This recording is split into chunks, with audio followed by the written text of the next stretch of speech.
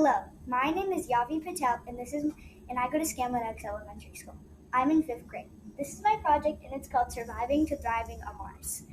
In my project, I try to show how Maslow's hierarchy of needs relates to surviving on Mars. What is Maslow's hierarchy of needs? Maslow's hierarchy of needs is a theory of physiology explaining human motivations based on various levels of needs. The idea of survival through to higher goals such as altruism. Theory states that humans are motivated to fulfill their needs in a hierarchical order. The order begins with the most basic needs, moving towards advanced needs. Needs lower down must be satisfied before moving on to the advanced needs. From the bottom of the hierarchy upwards, it's physiological, safety and security, love and belonging, self-esteem, and self-actualization. So first is self-actualization. I'm going to show you how each part of the pyramid relates to surviving on Mars. Self-actualization. Self-actualization is the highest on Maslow's hierarchy of needs. It will be the most difficult need to achieve because it's on the top.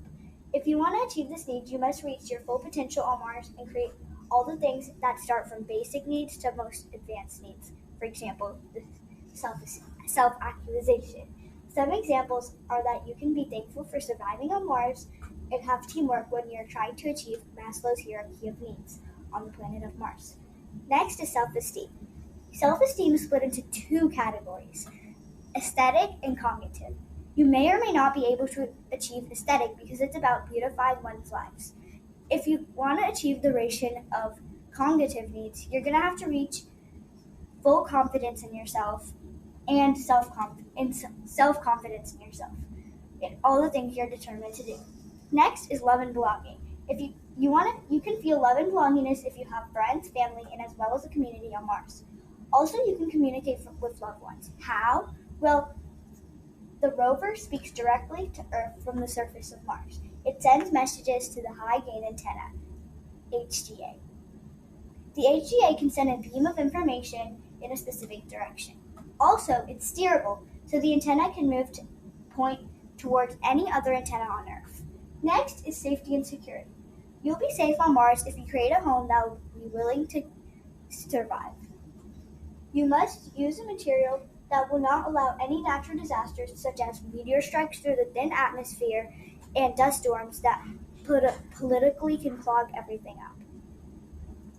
To protect themselves from some of the listed conditions, you can build an ice-insulated igloo or live underground. To protect yourself from going outside, you can get a spacesuit from Earth. Usually, spacesuits are about $250 million. Also, you can install cameras inside and outside of your home so you can stay secure. Next is physiological needs. Humans will need self-sustaining water, food, and oxygen to survive on Mars. Extracting water locked up in ice will be crucial, but the recent discovery of flowing water on Mars may not be too difficult. If the colony is a scale between a few people and may not be to also need to maximize the use of local resupply on Earth. For example, by recycling water and oxygen and being adapted to be able to use any water found on Mars, whatever form it's in. Those are all the parts. Next is human colonization. This is how all the things come together, and it's kind of like a summary.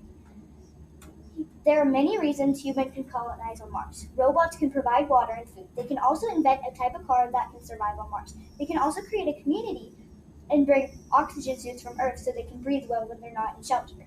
Also, if there's any problem on Mars, if people want to communicate from Mars to Earth, they can bring a device, one of the devices, called the NASA Deep Space Network, DSN. Some difficult things in the population of Mars would have to face the freezing cold temperatures, negative 100 degrees Fahrenheit, dust storms, important levels of radiation, toxic soil, low gravity, and zero oxygen.